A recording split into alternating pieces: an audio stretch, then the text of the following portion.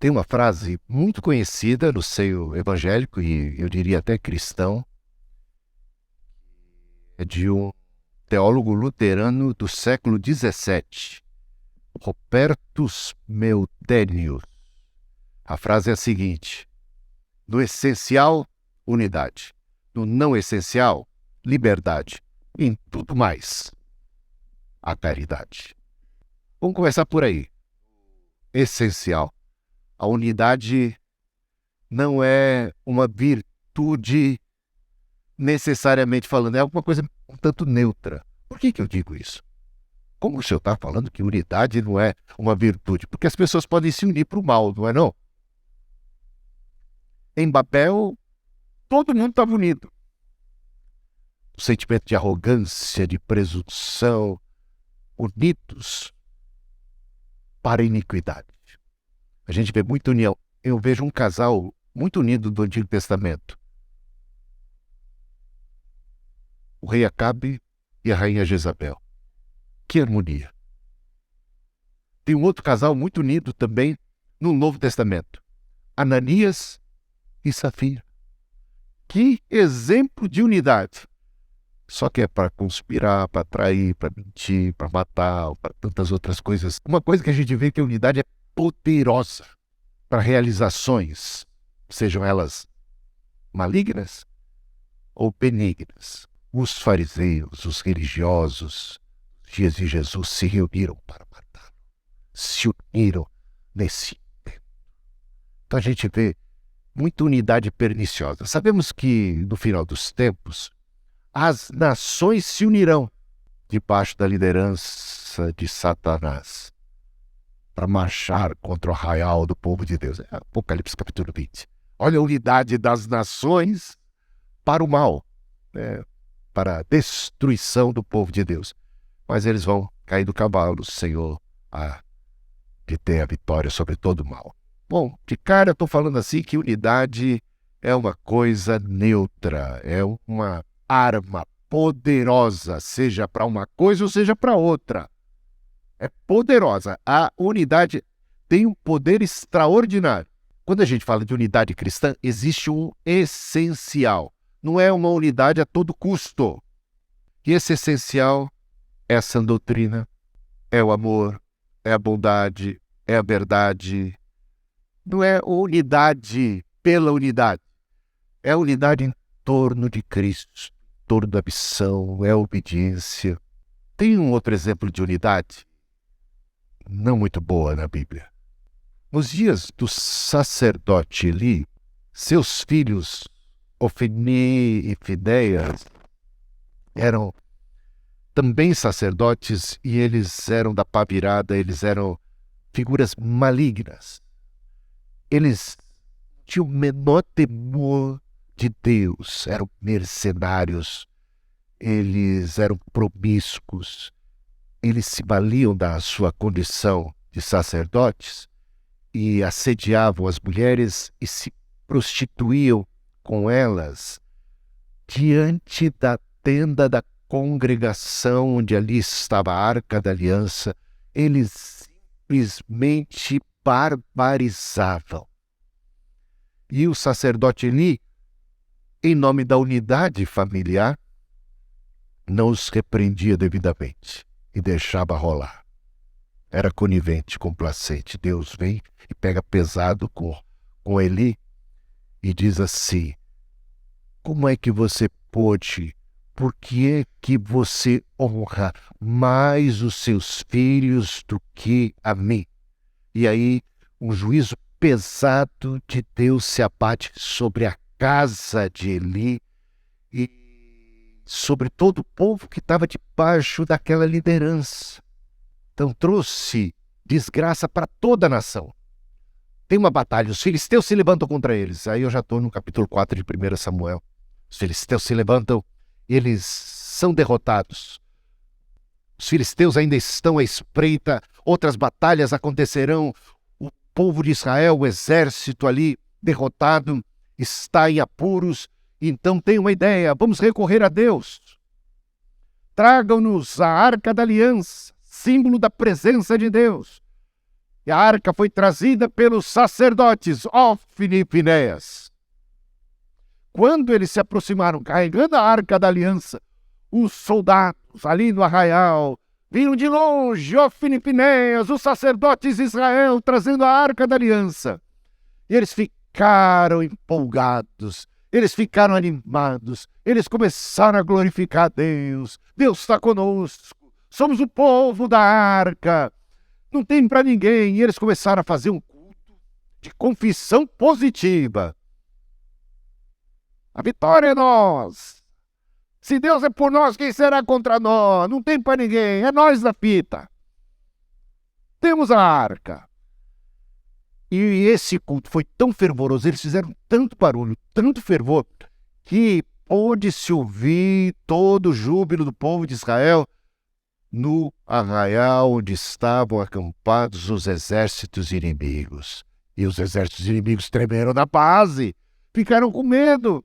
Nossa, eles estão tão confiantes. Nossa, nós estamos perdidos. No dia seguinte teve a batalha, uma nova batalha.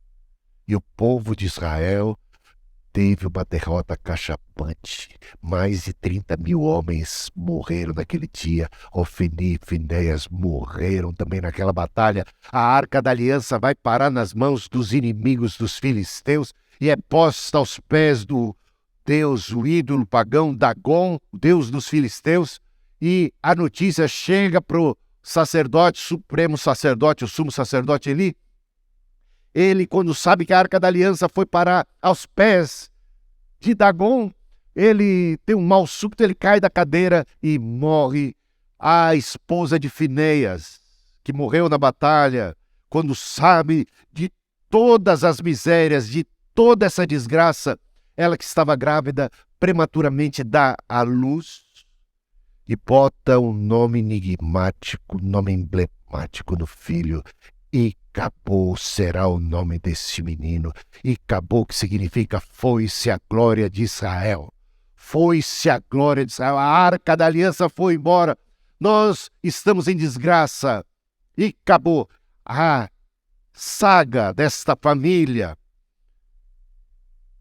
de Eli, Ófni, Finéias, dessa família sacerdotal, termina com Icabô, com essa tremenda desgraça. Mas antes que a lâmpada de Deus se apagasse, Deus chamou o moço, capítulo 3 de 1 Samuel, chama Samuel. E Samuel, ao contrário de Ófni e Finéias, ele é obediente. Samuel vai responder: fala, Senhor, que o teu servo ouve. Obediência quero e não sacrifícios, diz o Senhor dos Exércitos. Obediência, sacrifício, culto não substitui obediência. Deus protesta através da boca do profeta Isaías, capítulo 1, versículo 3. Mais alguma coisa aí? É bom. Aprimorando. Capítulo 1 de Isaías, versículo 13. Deus protesta e diz assim: não posso suportar a reunião solene, culto, associado à iniquidade. É abominável para Deus. Deus sonda os corações. Mas chamou o moço, esse respondia com obediência. Fala que teu servo ouve. E depois de todas essas desgraças, Deus vai fazer com que a estátua de Dagon caia aos pés da arca. O pessoal bota a estátua de Dagon em pé. Ela está lá, a arca da aliança, no templo de Dagon. Os filisteus estão tripudiados. Dagon é maior do que Jeová. Mas a estátua de Dagon cai num dia, eles botam a estátua de pé, no dia seguinte ela cai de novo, e assim sucessivamente. E os filisteus tiveram um temor a Deus que faltou a Ófni e Finéias. Eles vão tremer diante da arca da aliança. Eles vão ver a superioridade desse único e verdadeiro Deus. Vão devolver a arca da aliança com muitos presentes para o povo judeu, com muito medo, porque uma praga se abate sobre eles. Não apenas a estátua cai aos pés da arca, mas eles ficam acometidos por uma praga e eles devolvem com temor e tremor a arca ao povo de Israel. Samuel é agora o novo líder. Passados muitos anos, uma nova batalha. Os filisteus vão agora fazer uma nova guerra contra o povo de Israel. Só que agora, um novo culto, só que liderado por uma pessoa que obedece a Deus, que tem temor do Senhor, que é esse novo líder, Samuel. E Samuel convoca o povo para um culto de confissão, mas não de confissão positiva, mas um culto de confissão de pecados. O povo arrependido, quebrantado aos pés do Senhor, clama por misericórdia. E um barulho vai se ouvir. Naquele culto de Ofni e Finéias, naquele dia que trouxeram a arca, muito barulho na terra que não provocou, que não alcançou o céu por causa das iniquidades. As vossas iniquidades fazem separação entre vós e o vosso Deus.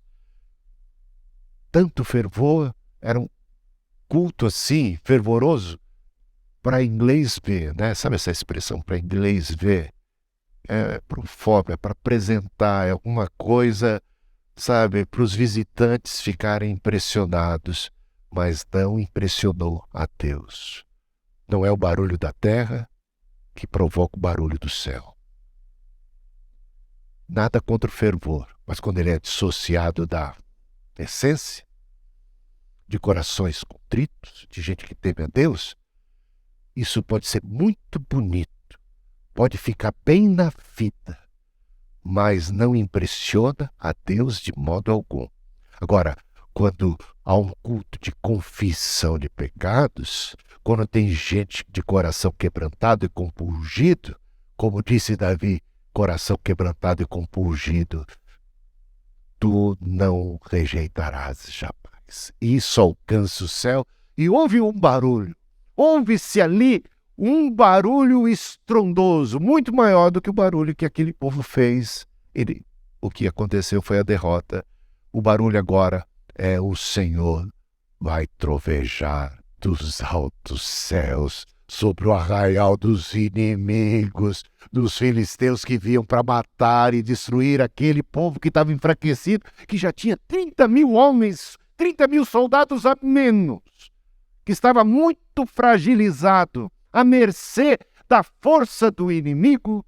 O Senhor se levantou, trovejou sobre eles e eles foram desbaratados, se mataram-se uns aos outros e de repente o povo de Israel teve uma grande vitória.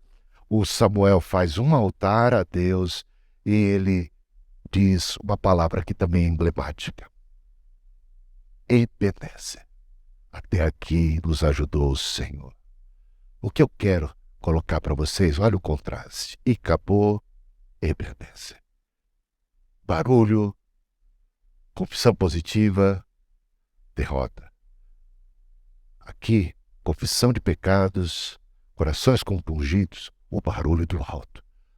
E a alegria, eles pularam, dançaram, aí o fervor, a ação de Deus e a vitória. E um tremendo Ebenezer. Dois grupos que se uniram. Dois tipos de unidade. E resultados completamente distintos. Dá para perceber? Então, para começo de conversa, é necessário um essencial. Santidade, obediência, sã doutrina, verdade. Porque senão, é tudo muito bonito, mas não toca o céu. Bom, então esse é o primeiro ponto da mensagem. Tem o segundo aqui. No não essencial, o quê? Liberdade. Existe um não essencial, meus irmãos. Nem todo mundo aqui é palmeirense como eu. É essencial que todo mundo seja palmeirense como eu? Nem todo mundo aqui votou nas últimas eleições como eu. É essencial que todo mundo vote que nem eu? Vocês nem sabem que eu votei. Mas é essencial que vote? Isso é importante? Isso é fundamental? Questão de perspectiva ideológica, questão de como pensa sobre isso, qual a sua opinião sobre aquilo, o que você gosta de comer, se você come carne, se você é vegetariano, se você não é. Essas coisas são fundamentais? Não são. Mas tem gente que faz um cavalo de batalha por coisas assim. Supervalorizam aquilo que a Bíblia não supervaloriza. E fazem, olha a polarização que existe. Família se dividindo, igreja se dividindo, pessoas se estranhando, o ódio por questões políticas ou por questões quaisquer, de qualquer outro tipo. As pessoas se matam por causa de futebol. Há ódio por causa do futebol. Há ódio por causa de partido. Há ódio por causa disso. Ódio por causa de qualquer outro tipo de posicionamento, de postura. Eu coloquei para vocês um texto, né, essa semana, que sempre foi motivo de muita admiração para mim. O fato de Jesus, tendo orado, antes de escolher os seus 12 apóstolos, o seu grupo mais seleto, sobre o qual ele vai ali praticamente constituir a sua igreja, seus líderes, os seus sucessores, digamos assim. Não que ele continua, né? Ele é o cabeça da igreja, mas eu digo, vão estar na liderança terrena, os 12 apóstolos, esses alicerces, essas colunas do templo de Deus, desse grupo tão seleto de nosso Senhor Jesus Cristo, ele tem escolhido um tal de Simão Zelote, que vem da palavra zelo. Simão Zelote. Os zelotes, eles eram aqueles revolucionários. Os zelotes, eles defendiam a luta armada contra o imperialismo romano. Eles eram contra o status quo.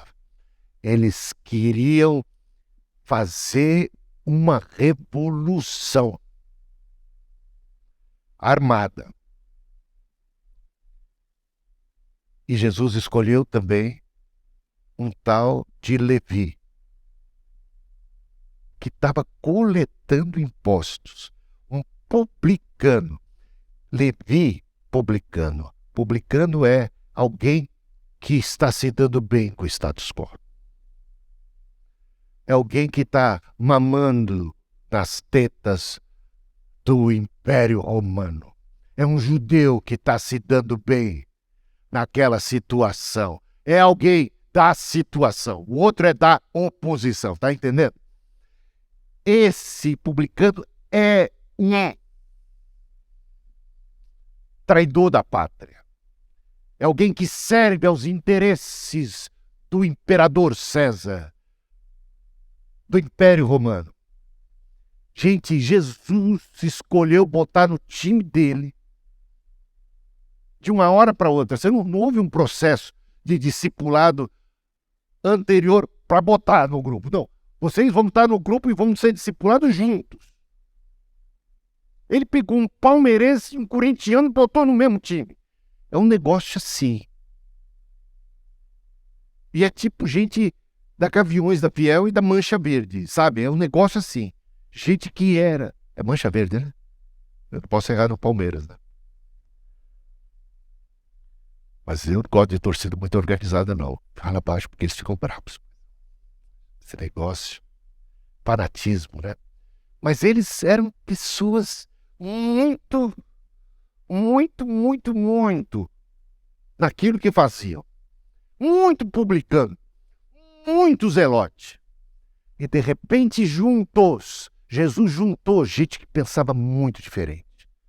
Gente que se odiava até então. E bota no seu time. Como é que eles puderam estar juntos? Você vai lá para o livro de Atos, mesmo depois da ascensão de Cristo, quando Jesus subiu para o céu, só eles ficaram ali. Está lá Mateus, que é o Levi, mencionado no capítulo 1 de Atos. E está lá o Simão Zelote, também está lá. E eles permaneceram juntos mesmo depois que Jesus foi embora. Como isso é possível? Porque quando a gente se converte a Cristo, nossos valores mudam.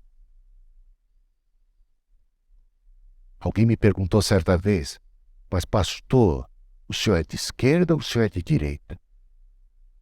Eu falei assim, eu sou monarquista. Eu sigo o rei. Eu sigo o rei, os meus valores, a minha paixão, a minha esperança não está em ninguém, em nenhum projeto de direita, em nenhum projeto de esquerda. Maldito homem que confia no homem. Não tenho essas esperanças políticas.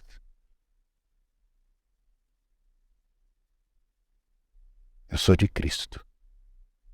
Eu sou do Senhor. Os meus valores do reino de Deus. Então, a minha paixão no Evangelho é o reino de Deus, que transcende a tudo isso. Então, tudo isso começa a ter um lugar menor na nossa vida. Não que a gente deixe de ter opiniões políticas. Não que a gente deixe de ter determinada perspectiva. Mas isso perde a intensidade. Não que eu deixe de ser palmeirense. Mas isso, eu roía as unhas quando era adolescente. Também sofri uma barbaridade. O Palmeiras não ganhava nunca na minha adolescência e na juventude. Agora vai. 78, lembra disso? Agora vai. Contra o Guarani. Dessa vez tem um técnico, Tele Santana. E não foi. O Guarani tinha um tipaço. Zenon, Careca. O negócio foi difícil. Perdemos de novo. Mas quando eu me volto mais para Cristo, a minha paixão se tornou a igreja. Isso tem um lugar para mim? Tem. Mas ele é diferente, é um lugar menor. Sabe? É até para diversão, é até para espairecer.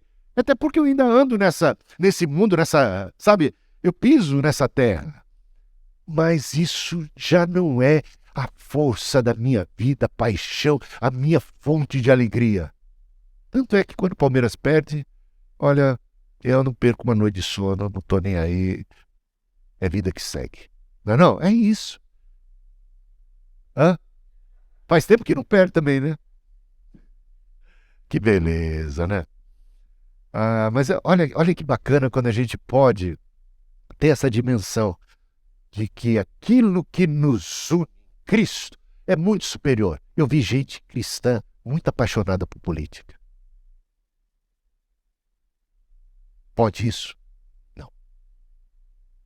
Onde é que está a nossa paixão, nosso coração? Em Deus. Onde é que está a nossa esperança? Em Deus. Muito apaixonado por futebol. Pode isso? Também não. E eu diria, as paixões desse mundo, não ameis o mundo, nem as coisas que há no mundo, diz o apóstolo João.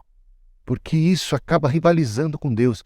E o nosso chamado é amar a Deus sobre todas as coisas. Inclusive sobre marido, mulher, filhos, sobre todas as coisas. A nossa paixão também não pode ser a casa, a família, uma pessoa. Eu sei que há um certo sentido em que a gente se apaixona, que ama e que preza muito e que deve permanecer, mas Deus sobre tudo e sobre todas as coisas. Isso realmente é vital, é essencial.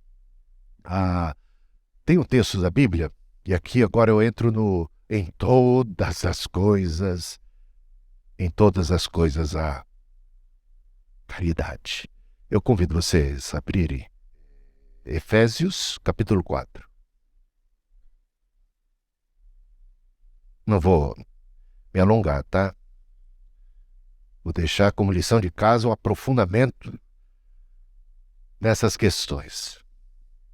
Veja só.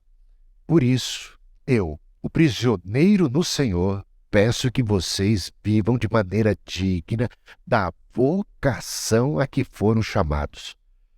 Com toda... Oi? Capítulo 4, eu errei, eu não falei? Efésios 4. Por isso, eu, prisioneiro no Senhor, peço que vocês vivam de maneira digna da vocação a que foram chamados, com toda humildade. Olha como a humildade é fundamental para a unidade. Humildade, considerando os outros superiores, me colocando a serviço dos outros, não querendo impor o meu jeito de ser, de pensar sobre os outros. Humildade, mansidão, toda humildade, toda mansidão, longanimidade. Não bastava só mansidão, mas longanimidade, uma paciência que se estende, que extrapola, suportando uns aos outros em amor. Tem gente que diz, suportar é só ser suporte. Não, suportar é aguentar mesmo. Uns aos outros em amor. O amor, caridade sobre todas as coisas. Suportar as debilidades uns dos outros, as fraquezas, muitas vezes o jeito de pensar diferente, sabe? Nessas liberdades, nessas coisas que não são essenciais. Muito amor, suportando uns aos outros em amor.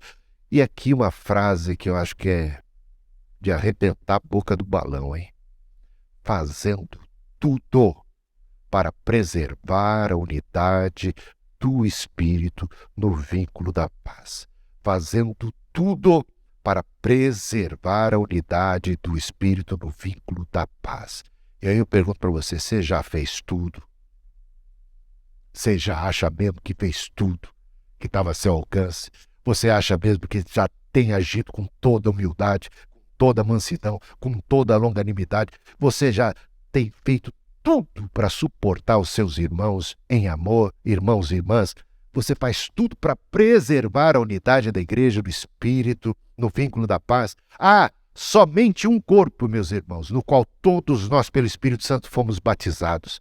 E um só Espírito, como também há também uma só esperança para a qual vocês foram chamados, há um só Senhor, uma só fé, um só batismo, um só Deus e Pai de todos, o qual é sobre todos, age por meio de todos e está em todos. Deus é Pai, é o meu Pai, é o teu Pai, e temos um Deus por Pai. Somos todos irmãos e não devemos nos sentir superiores a quem quer que seja, como os pais querem que os filhos se deem bem, se entendam, não é não? E em respeito a esse Pai, ainda que a gente tenha alguns irmãos que são diferentes, há até mesmo na distribuição dos dons, diversidade. Os dons são distribuídos como o Espírito Santo quer, e cada um recebe um dom. E não há dom de passeada, dom que é para todo mundo assim. Deus, ele é como o Criador, né? Deus, o Criador, ele cria uma flor de uma espécie, outra de outra espécie, e tudo isso vai compor um jardim. E tudo isso vai compor essa diversidade maravilhosa. Sabe, uma dádiva de Deus. E a igreja é composta de gente diferente, com dons diferentes, com habilidades diferentes, com perspectivas diferentes. Meus irmãos, isso é uma riqueza para a igreja, e todos unidos nesse mesmo Espírito, nesse mesmo Senhor, nesse mesmo Pai, que age em todos, que é de todos, que está em todos. Isso é maravilhoso. Humildade para reconhecer suas fraquezas, suas limitações. Humildade para perdoar e para pedir perdão. Mansidão para responder aos ataques ou às provocações ou às injustiças. Mansidão que se viu, humildade que se viu em Jesus, mansidão que se viu em Jesus, longanimidade. Não fosse a longanimidade de Deus para conosco, já teríamos sido há muito consumidos. As misericórdias de Deus são a razão de estarmos aqui vivos, não é? Bebendo essa misericórdia, sejamos misericordiosos, sejamos pessoas que compreendem, que concedem o benefício da dúvida, que sabem se fartar de afrontas, que sabem caminhar a segunda pilha, que sabem dar a outra face, porque são mansos, porque suportam, porque pagam preço, porque pagam mal com bem, porque não se deixam tomar pela ira, porque não deixam que o sol se ponha sobre a ira, mas eles sabem fazer o bem quando recebem o mal. Tem muitos exemplos. Meu irmão fez aniversário ontem. O Celso está aí. Ó. Fez aniversário ontem. Eu acho que fez uns 40 anos. Né? Eu acho que foi 40, né, Celso? É um ano só mais novo que eu, tá? Nós estamos nessa faixa. Uma vez a gente brigou. A gente brigou poucas vezes na vida, né, Celso? Quando era criança, eu nunca lembro de ter batido meu irmão. Não que ele não merecesse, mas eu... Nós nunca, praticamente nunca brigamos, nunca trocamos papos, socos. Eu não lembro disso realmente na nossa história. A gente se dava muito bem, mas ele tinha acabado de tirar a carta de motorista e eu emprestei o carro para ele e a gente foi num culto. Estava vindo num culto. Aí ele estava dirigindo, eu tinha muita preocupação com o meu carro, é claro, e comigo também, com a minha nossa. Bom, integridade física, né? Era começo, quando a pessoa está aprendendo, é mais complicado. E a gente tinha um amigo, Marcão, e a gente ia para vigília, a gente fazia vigília toda sexta-feira juntos, os jovens organizavam. E a gente ia indo para um culto, éramos todos solteiros, e eu estava no meu Fuscão 74. Isso eu acho que foi no ano de 80. Quando você tirou carta, Celso? 82, por aí, né? Vai entregar. Ih, agora entreguei. Ih, não era 40, não, errei por pouco.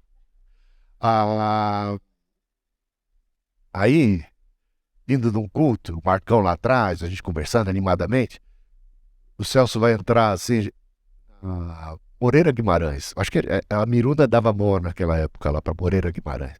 Só que ele foi rápido, parecia o Ayrton Senna, sabe? Entrando na Moreira Guimarães, que é Rubem Berg, tá, né? O 23 de maio, ou Washington Luiz depois. É só mudar de nome. Entrando ali na altura da Record, onde tinha Rádio Record ali. Entrando ali, ele entrou numa fula, gente, que me assustou e eu dei um grito com ele. Seu louco, qualquer coisa besta eu falei. Ele ficou muito bravo comigo. E mais bravo porque tinha um Marcão atrás, né? Porque quando você tem testemunha, aí você fica mais ofendido. Se você recebe uma bronca na frente dos outros, a ofensa fica agravada. Ela agrava-se, né? Aí ele me falou uns impropérios, umas coisas assim. Ele começou a dizer o que ele pensava de mim. Eu acho que ele não pensava. Espero que não, porque ele falou tanta coisa ruim de mim. Eu falei, meu irmão, falando tudo isso de mim, ele pensa tudo isso de mim. Que raiva que ele ficou de mim, né? Aí eu fiquei com mais raiva dele e falei, cala sua boca, senão o caldo vai entornar aqui. Aí ficou aquele silêncio móvel, uma coisa horrorosa, gente. E o Marcão ali com o olho arregalado. Que vai ser essa confusão? Aí chegamos em casa. A gente dormia tudo no mesmo quarto, o quarto ficava no fundo, assim, né? E passava pela cozinha. O Celso bravo pra caramba, caladão, estacionou o carro. E primeiro deixou o Marcão em casa, né? Deixou o Marcão em casa. Chegamos em casa, o Celso foi pro quarto e eu dei graças a Deus que a gente tava com uma fome. Ele passou pela cozinha, foi pro quarto, foi dormir mais cedo, emburrada, eu emburrado com ele. Aí eu falei, a cozinha. Fome, né? Comecei a preparar um lanche. Deus falou comigo. Eu lembro que eu disse uma vez, eu tinha esquecido desse episódio. Eu disse uma vez para vocês que Deus tinha falado comigo em voz assim, audível, apenas 2 vezes na vida, não, 3 vezes. Nesse dia ele falou de novo. Ele falou assim, eu estava preparando, gente, eu preparo. Eu não sei fazer muita coisa, mas eu sei fazer um omelete. Primeiro pego ali o bacon, boto ali, frito aquele bacon, coloco o tomate, eu corto aquele tomate que fica já com bacon fritando ali. Depois eu jogo os ovos, aquela mexida boa e o orégano. Fica um negócio legal. E eu sei fazer uma limonada boa. Eu fiz uma limonada e gelo. E era para mim. Quando eu estava terminando, Deus falou assim: Ei, por que você não faz um pro seu irmão? Eu fiquei tão atormentado porque eu ouvi. Eu achei tão esquisito aquilo. Tão contra a natureza. Que eu fui, não, sério mesmo, eu fui pro banheiro lavar o rosto. Falei, eu tô passando mal. Eu fui lavar o rosto. Fui lavar o meu rosto. Falei, meu, não é possível. Eu lavei o rosto, joguei muita água fria. Tô melhor, vou voltar lá pro lanche. Meu lanche. Voltei pro meu lanche e eu ouço a voz novamente. Ei, prepara pro teu irmão. Eu me dobrei. Vou preparar o lanche pro meu irmão. Não muito da vontade assim, mas eu preparei. Botei num prato, né, Celso? Botei no prato assim o sanduíche, caprichado, aquele que era para mim. E o copo com a limonada num prato assim. E quando eu entrei no quarto, estava escuro. Deu uma desequilibrada assim, fez aquele barulhinho, né, Celso? Você já ouviu o barulho? Tic, copo em cima do prato assim, quase querendo cair. Aí, meu irmão, esse conhece a Bíblia. Não ia pregar. Eu já falei para ele, ele esconde os talentos, tá enterrando talento. Está em pecado. É a parábola dos talentos qualquer dia para vocês. Mas já falei, já briguei muito com ele nesse ponto. Ele chegou assim para mim. Ei. O que você está fazendo? Você está amontoando brasa viva sobre a minha cabeça? Romanos capítulo 12. Botei tanta brasa viva na cabeça dele que ele ficou careca. Paulo fala assim: não vos vingueis a vós mesmos. Se teu inimigo tem fome, dá-lhe de comer. Se tem sede, dá-lhe de beber. Fazendo assim, amontoarás brasas vivas sobre a sua cabeça. Ou seja, o sentimento de culpa de tal. E aí, eu falei: não, meu irmão, tá aqui, eu te amo. Desculpa, eu peço perdão. Eu comecei essa confusão. Ah, não, eu que não devia ter falado. Não, fui eu que errei, que não sei o quê. Não, eu que não devia ter falado. Não, fui eu que errei. Vamos brigar por causa disso agora. Eu acho que é muito legal esse tipo de atitude quando o quebrantamento existe. A humildade para cada um reconhecer o seu erro. É muito jóia, gente. É possível a gente superar as diferenças, as mágoas e não nos cansemos de fazer o bem. Se a gente não tratar aqui dentro, né, a humildade aqui dentro, tudo vai ser difícil, tudo vai ser penoso, tudo vai ser custoso. Mas a humildade, mansidão, longanimidade, suportando uns aos outros em amor, fazendo tudo para preservar a unidade do vínculo da paz. Na essência, unidade no essencial.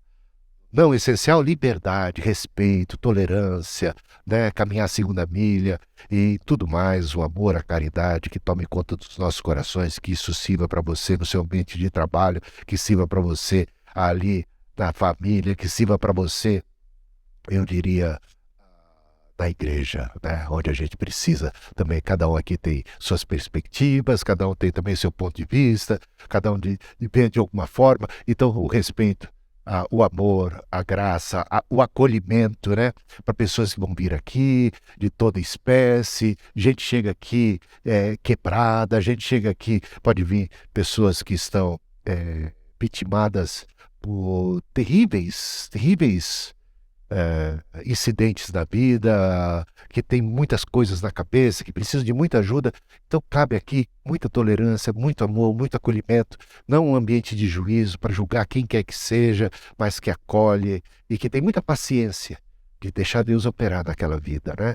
E que opera para que isso aconteça, que contribui, que trata com amor, com misericórdia, com muita paciência. Eu lembro de um testemunho que a Cristina dava, que ela tem muitos irmãos, né? Eles eram de uma igreja e os seus irmãos mais velhos e muitos outros jovens, uma igreja repleta de jovens, e eles eram jovens rebeldes, eles iam para baile, eles fumavam, eles bebiam, faziam alvoroços, eram bem rebeldes, e o pastor daquela igreja, uma paciência com eles, de Jó, uma longanimidade, uma crença de que eles, sabe, claro, recomendava, procurava disciplina, tem lugar para tudo, mas assim, ajudava, cria, orava, intercedia, e eles foram salvos, gente.